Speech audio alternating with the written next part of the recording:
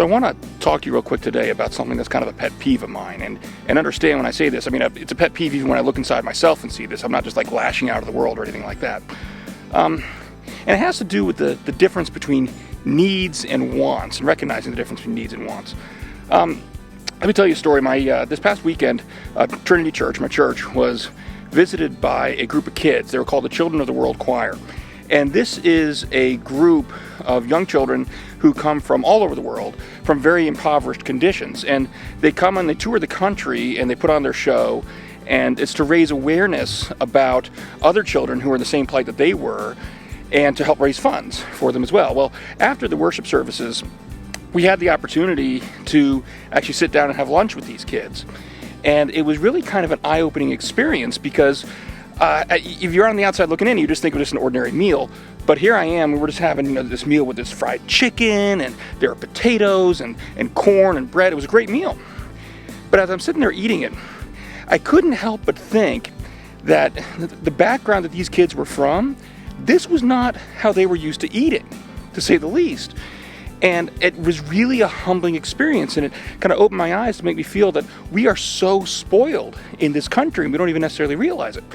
So anyways, as we left, we were on our way home in the car, and an ad came on the radio, and it was an ad for a deck construction company. And it's one of these things where they had two actors, one playing the husband, one playing the wife, and they were talking to each other about, how our deck's in such horrible condition.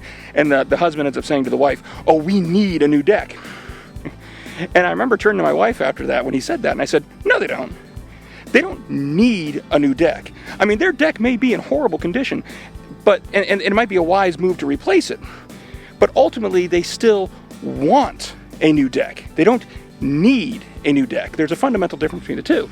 And it kind of opened my eyes and got me thinking that I think we have a real messed up sense of priorities in this country when it comes to the difference between wants and needs. We live in a society where we have all sorts of advertisers, and what they're doing is the purpose of an ad is to communicate to us that we have some dire need for whatever their product is that they're selling, right? And it's so dire that we have to run out and we have to get it right away. Well, that's what advertisers do. But the problem is that mentality has infused its way into our culture. And so now we use language all the time where we'll say things like, "Oh, I need to get this new product," or "I need to go out and do X, Y, and Z," And if we were to really be honest with ourselves and look back on it, we realize, no, we don't need to do those things. We want to do those things. See, Jesus talks about that God recognizes what we need, right? I mean, he mentions that, God knows we need food, we need clothing, we need shelter. God knows that, and the Father's going to provide those things for us. But what we've done is we've got this list of things that are our real needs. But we've bought into a culture that tells us to add things to that list. And so we're adding all these extra things, thinking that these are the things that we need, and we're using that to squeeze out other stuff. If your list of needs grows so long that you got nothing left, then what you're doing is you're using these extra needs as an excuse not to do God's work. All right? Eventually, we got our list of so-called needs get so long that we've got no money left to spare to give to the church for the church's ministries, for example. And it's not just money, it's a time thing too. I will tell you that I've had people, when I've approached them with ministry opportunities, things that the church needs help with, and they'll tell me, "Well, I can't help because I'm too busy. I mean, look at my calendar. My calendar's got so much stuff on it, there's just no time." And I feel like saying when I see that, if that's what you're saying and that's the excuse you're giving for not volunteering with the church and helping out doing God's work, then I'm not the one that should be looking at your calendar. You're the one that should be looking at your calendar.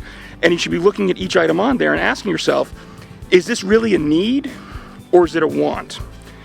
Because What we do, again, is we fill up our time with so many things, convincing ourselves that we need to do them when we really don't. And then we use the fact that our calendars are so busy with these other things as a reason not to do God's work in the world, not to volunteer, not to help out with the church's ministry.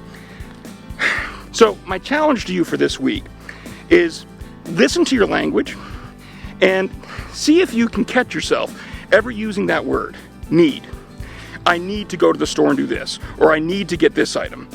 And it's not to say that you can't do those things. I mean, God doesn't want us to be a bunch of ascetics who deny ourselves any of our wants whatsoever. That's not the point. But what we do need to have is a proper perspective. So if you catch yourself using that type of language, saying, I need this or I need that, well, ask yourself when you do say that, is that something I really need? Is that a need or is it a want? Because the first step, I think, to having proper stewardship of our finances, our resources, stewardship of our time, is to have a proper perspective on what is a need and what is a want, so we can make an appropriate evaluation of it. So that's my challenge to you all for this week. God bless.